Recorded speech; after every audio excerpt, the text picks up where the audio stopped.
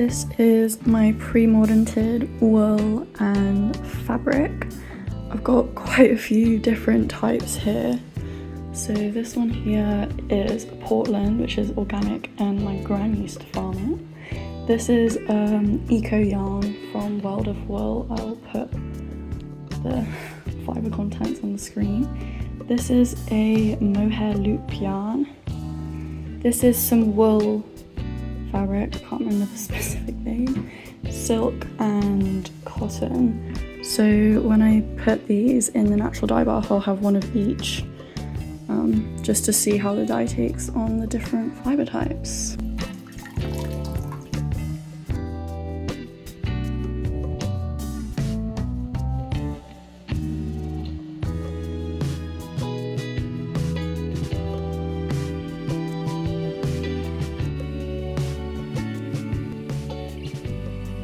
So this was in the crab apple dye, and after 30 minutes it has actually taken on some colour. I was a little bit worried that it wasn't going to. So the silk has gone like a slightly pink colour, and then the wool has gone like slightly yellowed, but the cotton just hasn't taken anything. But I think that's to be expected because it's cellulose.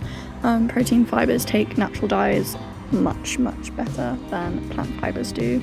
These are my results after half an hour of the fabric and the yarn with heat in these jars.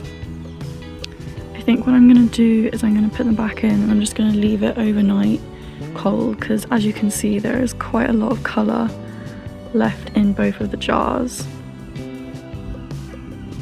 I might also add a little bit of silk or some more yarn into the avocado dye, but I'm not sure about that yet.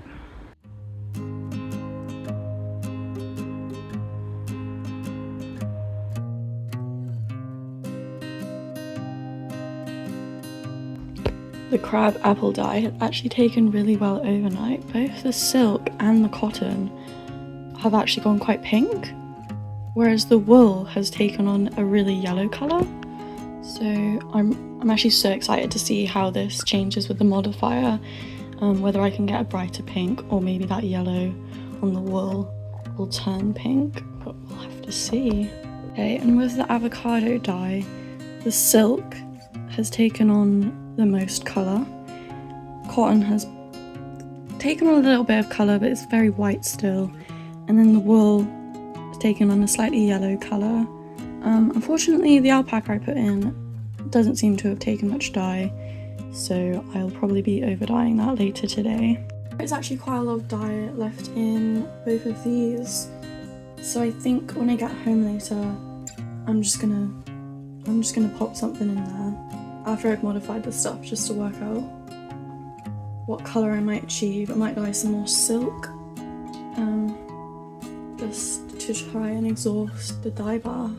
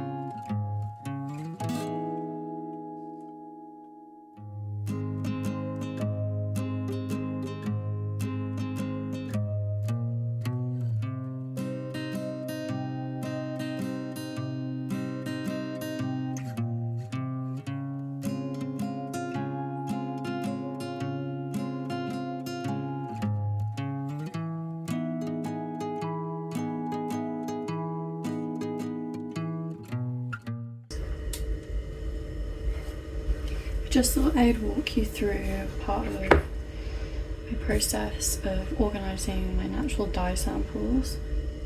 So what I've got here is the fabric and yarn I dyed in the avocado, and it's been cut into sections, and these 3 here I altered with modifiers. So this one was in a bath of soda ash, this one was in a bath of vinegar, and then this one was in an iron bath, and the colour changes ever so slightly. This is like the most exciting part of natural dyeing, because you can get so many different shades from just one dye bath. So the way that I display it for my dye folder is like this, and then I'm going to write on the recipe as well. So this was avocado. I had 150 grams avocado pits.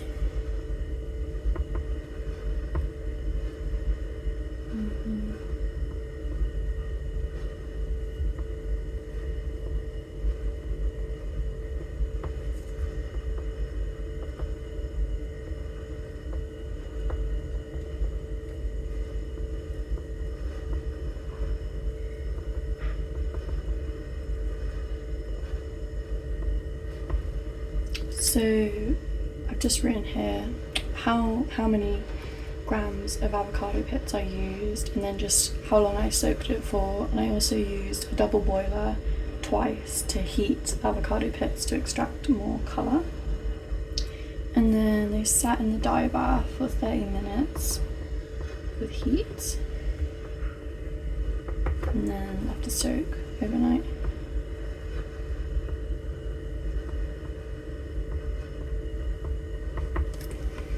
Okay.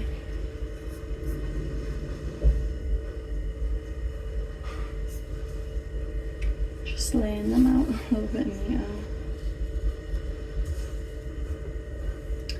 So we have my control. So the control is just a way of measuring any change. So we just know how the yarn and the fabric took the dye without any sort of modification, just on its own. And then we have soda ash. Love soda ash. Soda ash is where the magic happens, because she's gone kind of pink, and that's what we wanted. Vinegar. I'm not gonna lie, vinegar hardly does anything. It just lightens ever so slightly. It's most noticeable in the silk, but it's not really done much, to be honest. And then the iron. So iron normally dulls and is turned into kind of like a grey green.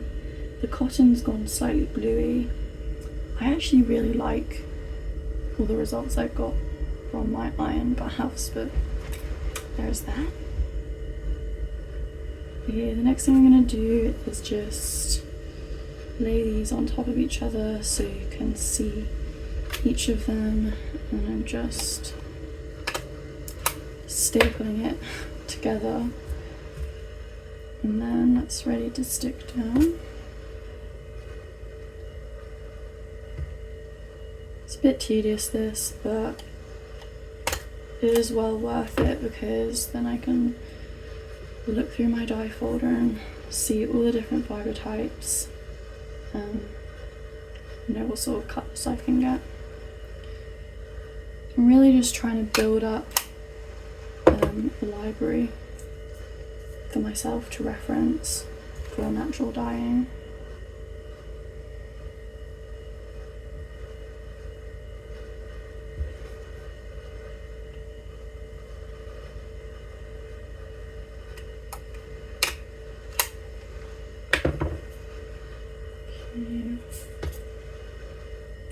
Just using some double-sided tape to stick these down. I'm not doing this particularly neatly now, because I have quite a few to do, but it's gonna look pretty neat once they're all stuck down. Another piece there for the yarn. Stick that there.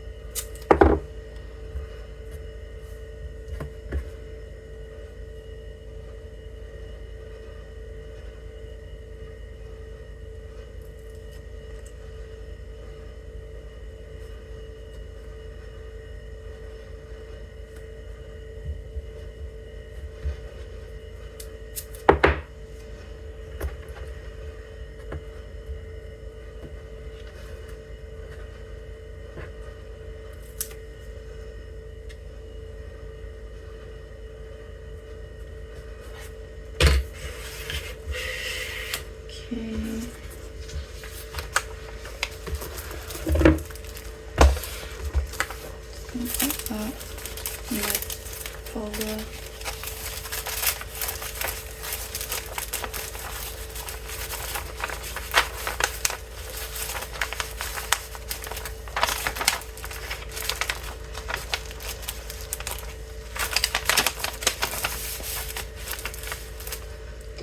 Okay, this is my dye folder, natural dyeing.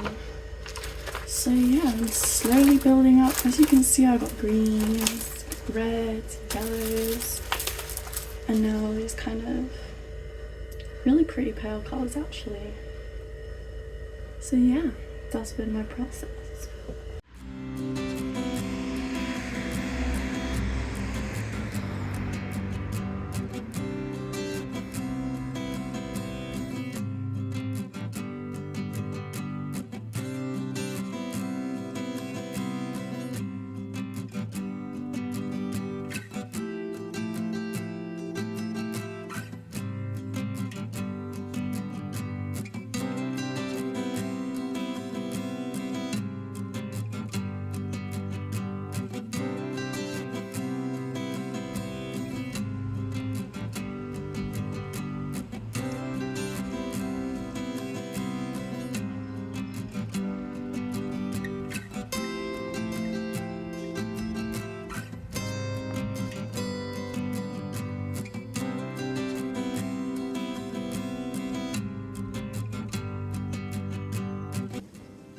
Hello there. It's Tuesday the 25th of March when I'm filming this. I just wanted to do a little talky update on the things that I've dyed, like what I've learned, and then like what my plans are. Phone's not. So yeah, the first things I dyed was avocado and crab apple. This was using just stuff I had to hand, which was super nice. I didn't have to buy anything. When I did the crab apple, I should have strained the buds out before I put the fabric in, because then I had to like pick all the little bits off, which is a little bit annoying, but I got some really cool colours. And the way that it altered with soda ash is super cool. And I've got a bit of silk that I dyed that I'm going to take into uni so I can modify it to get like that yellowy green colour. I might also modify it with iron because it went this like bluey grey colour. Not sure how I'm feeling about the avocado. I think I need to do some more experiments because I was hoping to get more of a pink, but it's quite peachy, which isn't really what I was after. I also dyed so much yarn, like I fully exhausted the dye baths of the Brazil wood and the madder that I did at uni. The reason I've been dyeing with Brazil wood and madder and just doing natural dyeing in general at the moment is because one of my uni projects I wanted to naturally dye the fabric that I'm then going to be printing onto and then making something out of, and like the vibe was like dusty, pinky, like orangey brick colours, and obviously madder, orangey reds, perfect for that, and then Brazil wood is like slightly pinky version of that. Yeah, so that's why I dyed fabric like this, because we're going to dye cotton, so I will be dyeing some cotton with Brazil wood to get a pinky colour. That's what I'm going to be doing the next week or so. Let me show you my Brazil wood yarn because it's stunning. I also got some really nice silks out of this. These are all the yarns that I dyed with the Brazil wood bath. So I did, I don't know if you can see that very well. This is the first dip, second dip, third dip, fourth dip, and then the fifth dip. And I also dipped all of these, like half of it, in soda ash. So there's like little bits that are slightly more pink, which is where I've modified it, and that's the same on all of the yarn. And then I also have all of this silk, which is so exciting because I really want to make some naturally dyed bats, so I'll obviously use this. And I modified it to get this like dusty pink colour. It's brighter in person, but I think that's also because the lighting isn't great where I'm filming this right now. And then there's like a second dip as well. Really excited about this because I want to ply this loop yarn. I'll spin some fibre and then ply it with this, and then I've also got this fingering weight one, and then the rest of it is double knit, so I'm not sure what I'm going to do with all of it yet, but I'm going to build up like a collection of naturally dyed fibres and then handspun yarn, and then also just like generic yarn that I've dyed. So for madder, I have actually dyed with madder before. I made one of my bats that I used to sell was called the Sun God, and that was with some madder dyed alpaca and just like a wool. So this is everything that I dyed. Well, this is all the yarn that I dyed with the madder, and these were in the first bath, and as you can see, it's this really nice orange. This is a fingering weight. It's the eco yarn from World of Wool, so I'll be applying that with something.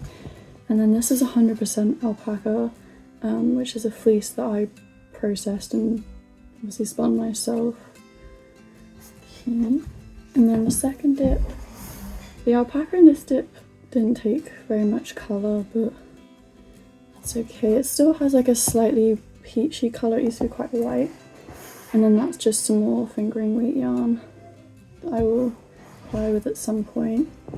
And then this is the third dip, so obviously it just gets slightly lighter. And then the same as with the Brazil wood, I dipped like half of it in a soda ash bath, and it's made like slightly pinkier streaks, which is super nice.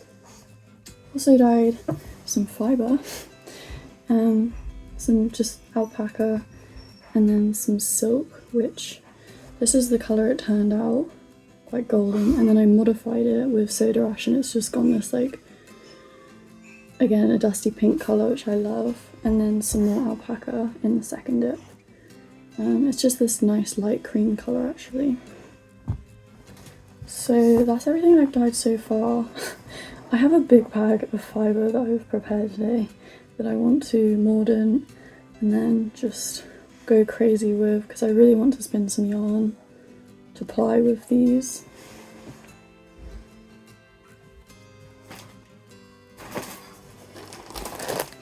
This is my big bag of fibre. There's like 250 grams in here. There's some more alpaca, some mohair, some really long locks. I can't remember what sheep breed it is.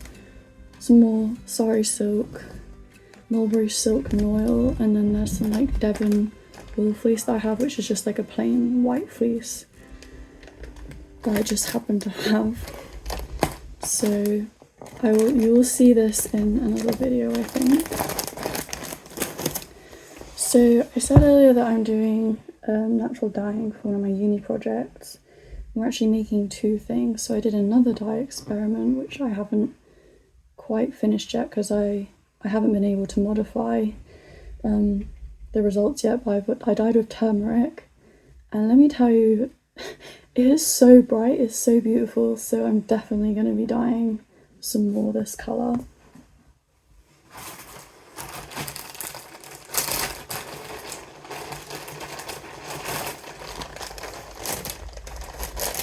So as you can see, it is very bright. Let me just grab the fabric.